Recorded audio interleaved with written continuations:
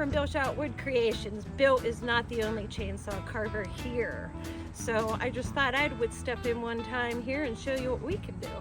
So I'm going to turn this log, not all of it, but this into this.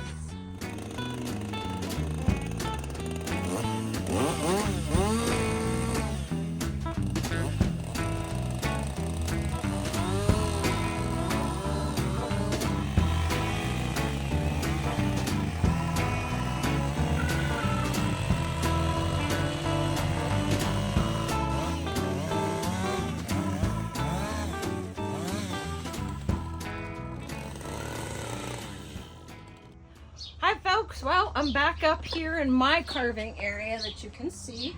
I like to do all of my carving up here. This is just a simple tutorial of how a regular homeowner with a chainsaw can go ahead and make a pumpkin. We are just using a stock bar. So let's get started.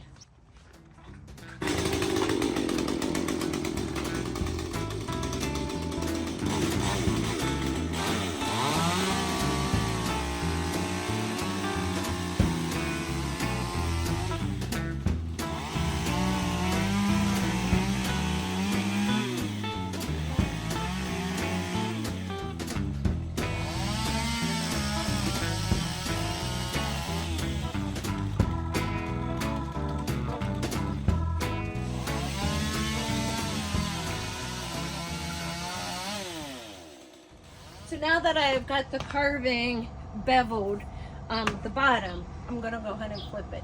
Now the reason I don't have this screwed down is because this is a heavier log, so I don't really need to worry about it moving on me.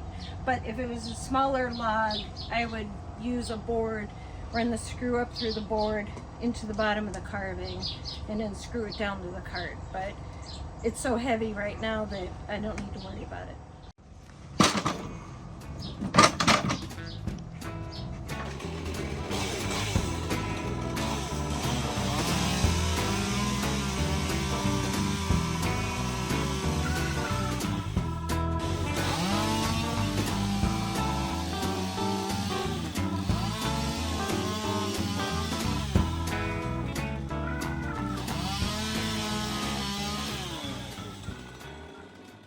Okay, so you folks have seen that I've just kind of rounded it off just to kind of get a simple pumpkin shape right now.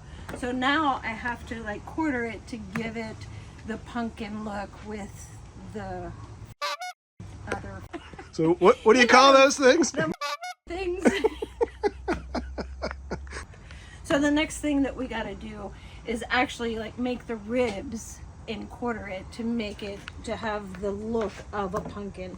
So generally what I do is I just kind of find the largest section to be able to quarter it, because it's kind of an oval shape, not quite round. So I just kind of eyeball it and I look, and then I pick the center, just mark center line down, and then we're going to make pieces of pie. And I'm gonna make 6. Sometimes I do 8, just depends on my mood, but majority of the time I just go ahead and do 6. Look at that. Now I'm gonna go ahead and start cutting.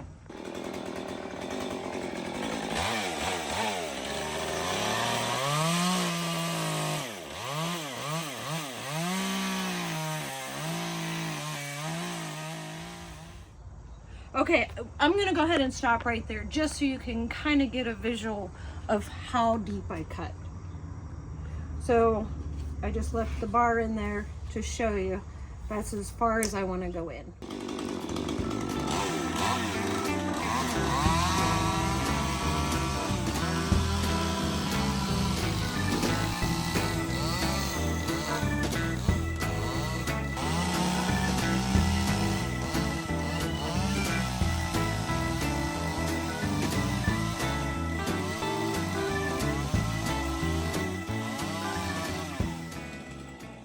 Okay, just a little safety tip. Be very careful when you're going ahead and plunging into the wood. And especially when you're getting down to the bottom, down here. You don't want to jam it and hit the cart, which then you could have some kickback.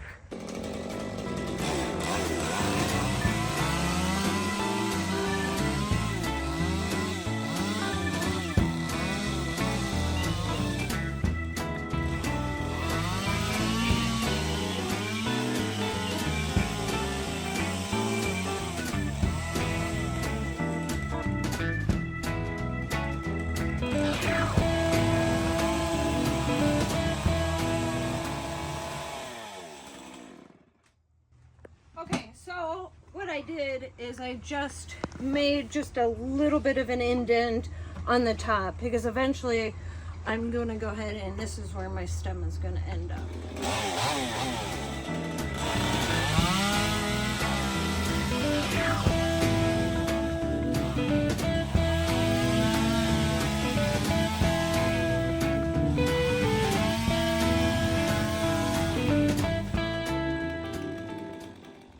Okay, so if you see where my lines were placed, what I'm doing is actually coming in on an angle to take this hard edge off and making it round.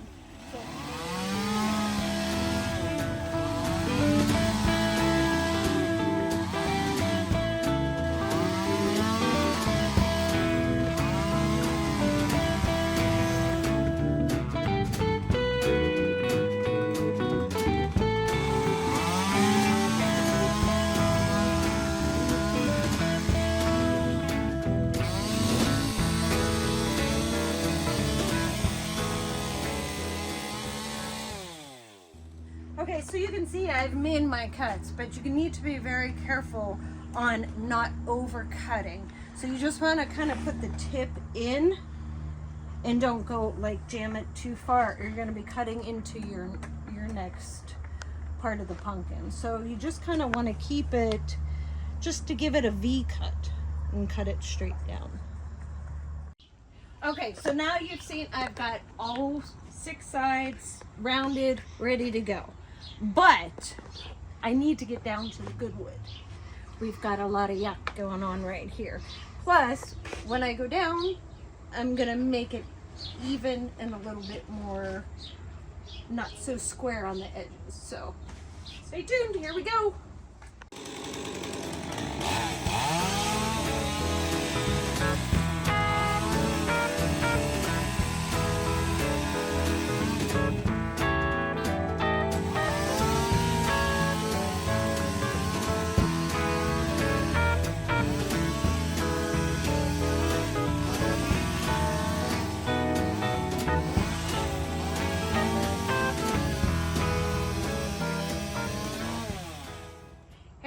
Now we're starting to look like a pumpkin.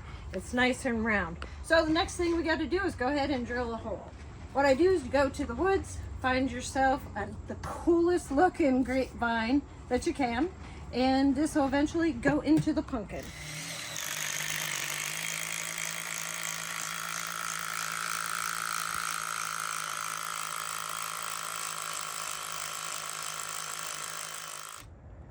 Okay, so I let this sit for 2 days just to kind of let it dry out. And when I did let it sit, I had it upside down.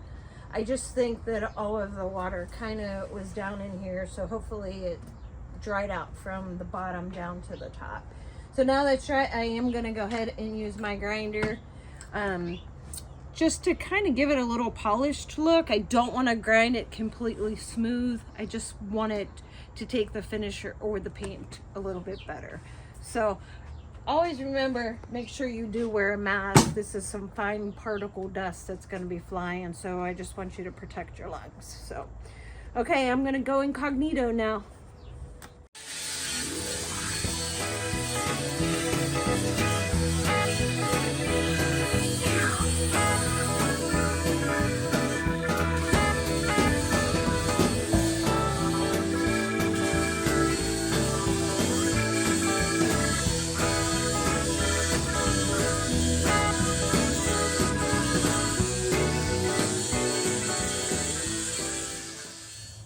Okay, so now that we're at this point, I've kind of rounded it off a little bit so it doesn't look so choppy. So I go ahead and use a torch, and I'm going to burn some of the fuzzies off. Basically, I just like to burn in the creases to kind of get any of the fuzz.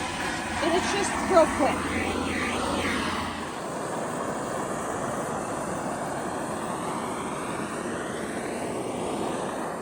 Okay, so now our pumpkin needs a handle. So I went ahead and I used the same grinder that I did to smooth this, was to kind of round this to make it the same size to fit down into the hole.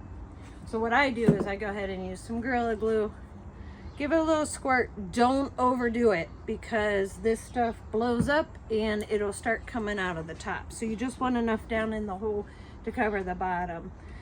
You want a secure fit. And I'm going to hammer this down a little bit because everybody, when they see these at a show, they want to grab them by the handle and pick them up. So just to secure it a little bit better, to prevent anybody from losing some toes, I go ahead and I run 2 screws in it.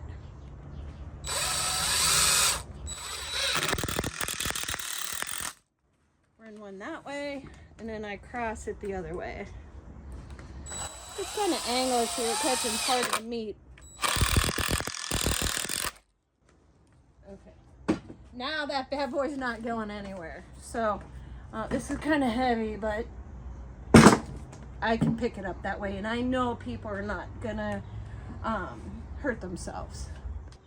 Okay, so now that we do have our handle secured and ready to go, at this point, you can let your imagination run wild with what you want to do with this. So I do several different things. You can leave it natural, and if I go ahead and I take the torch and I burn these a little bit more just to get that wood grain to pop. And at that point, you go ahead and you're going to go ahead and clear it. This is the product that we use to seal it up. If you want to go more traditional with an orange, I have several different colors that is an option. So real orange,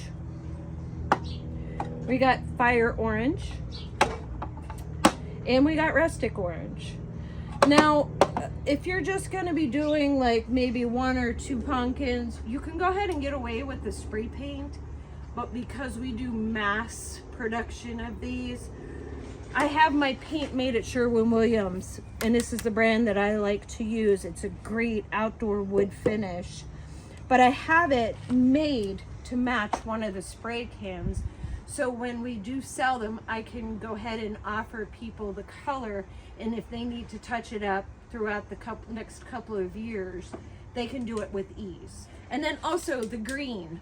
After I get it painted with my orange, or the preferred color that I would like, except for the clear, I go ahead and I take the green, and this is hunter green, and I just spray down each one of these lines just to give it some character of like the green color of when it had grown. But then once you do that, I'll come back with a spray can and just very lightly mist over top of the green so it doesn't look like it's like striped like a watermelon. So you want to kind of blend it in. Now, this is raffia, but I just grab a bunch of raffia, give it a little tie. I do put a little staple in there just to kind of hold it, so because people grabbing them, touching them, us transporting them, I want it to make sure it's secure. This is just leaves I get at Michael's, and I just tie them on.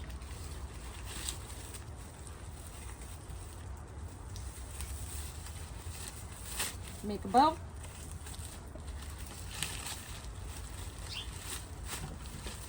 Pull them out. There you go.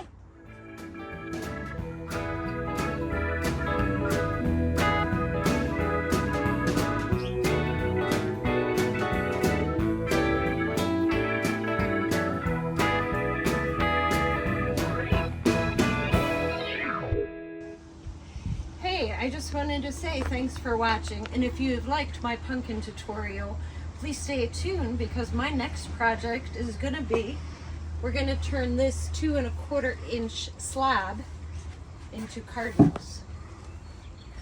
And don't forget that me and Bill are in competition with each other, and I would like to get more likes than he does. So let's make it happen.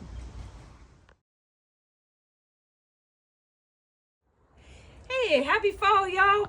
I just got done making this pumpkin for Bill.